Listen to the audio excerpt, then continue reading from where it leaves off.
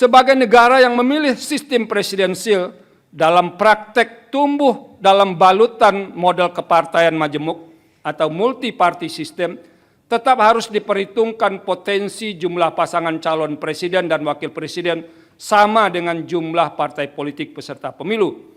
Dalam hal ini misalnya, jika partai politik peserta pemilu adalah 30, maka terbuka pula potensi terdapat 30 pasangan calon presiden dan wakil presiden yang diusulkan oleh partai politik peserta pemilu.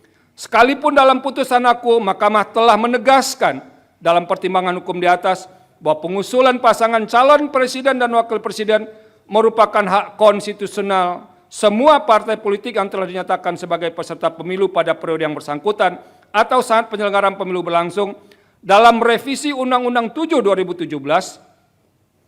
pembentuk undang-undang dapat mengatur agar tidak muncul pasangan calon presiden dan wakil presiden dengan jumlah yang terlalu banyak, sehingga berpotensi merusak hakikat pelaksanaan pemilihan presiden dan wakil presiden secara langsung oleh rakyat.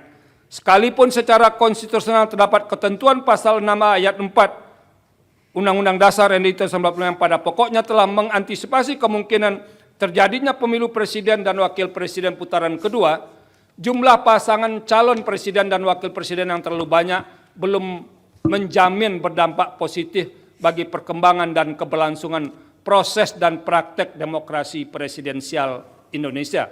Oleh karena itu, pembentuk undang-undang dalam merevisi Undang-Undang 7 2017 dapat melakukan rekayasa konstitusional atau constitutional engineering dengan memperhatikan hal-hal sebagai berikut.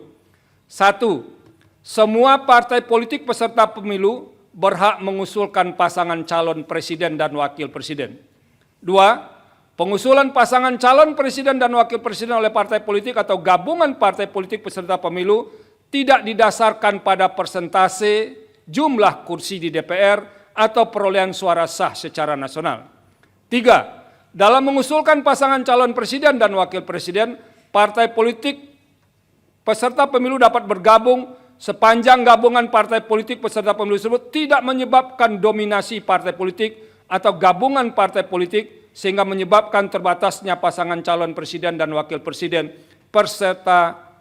serta terbatasnya pilihan pemilih. 4. Partai politik peserta pemilu yang tidak mengusulkan pasangan calon presiden dan wakil presiden dikenakan sanksi larangan mengikuti pemilu periode berikutnya. Dan yang kelima, perumusan rekayasa konstitusional dimaksud, termasuk perubahan Undang-Undang 7 2017, melibatkan partisipasi semua pihak yang memiliki perhatian atau concern terhadap penyelenggaraan pemilu, termasuk partai politik yang tidak memperoleh kursi di DPR dengan menerapkan prinsip partisipasi publik yang bermakna, meaningful participation.